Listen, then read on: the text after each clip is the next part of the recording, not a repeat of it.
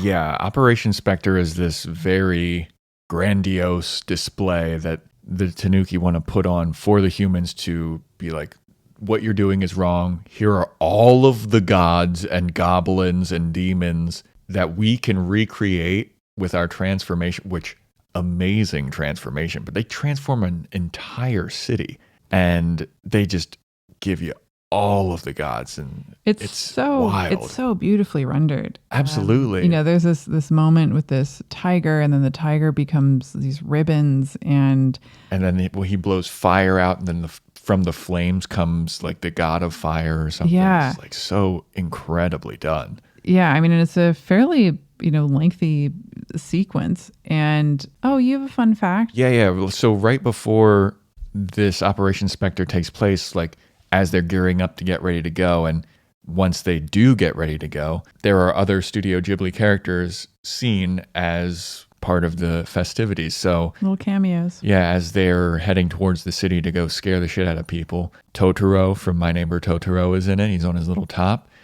Kiki from Kiki's Delivery Service is in it. She's flying on her broom. And Porco Rosso, he flies by in his little plane. So in it's his like plane. And when Joe said this, I was like, no, there's no way I would have noticed, but they're so small. It's and it goes by quick. very quickly.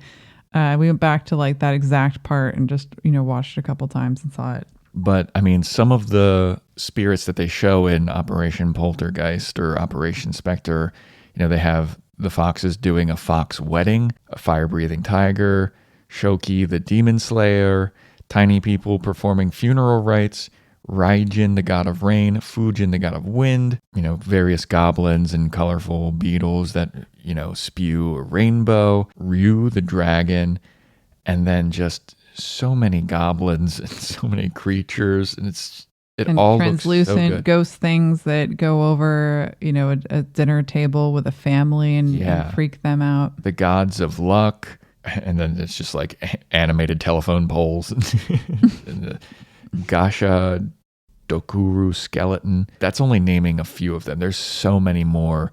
This movie is jam-packed with Japanese folklore, like so much so that I got overwhelmed trying to read all of and like get a little backstory about some of them. I saw a long list of all of the ones that kind of make appearances in this movie, and I was like, oh my God, this is so much folklore.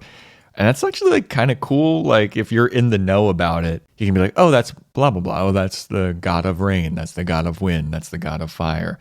But if you're not, and then you see the long list of everything, and then you are trying to do a podcast about it, and you're like, oh shit. Yeah, I think as a Japanese person watching this, so much of this would be so recognizable, or you'd know it from folklore stories that you'd heard.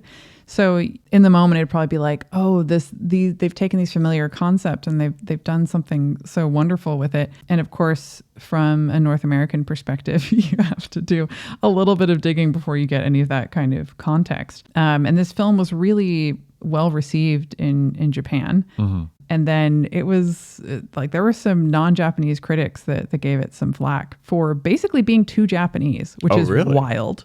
Wow. They're like, what's up with all this fucking Japanese stuff in this anime movie that's from Japanese people?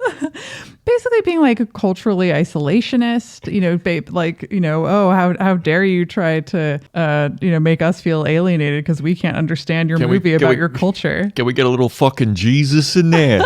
Can we get a little fucking St. Peter? Where's the Lord and Savior Jesus Christ? Fucking pricks. Thanks for watching that clip from the Anime Movie Podcast. Follow the links in the description below to hear full episodes, and please subscribe to our YouTube channel for more fun clips like this.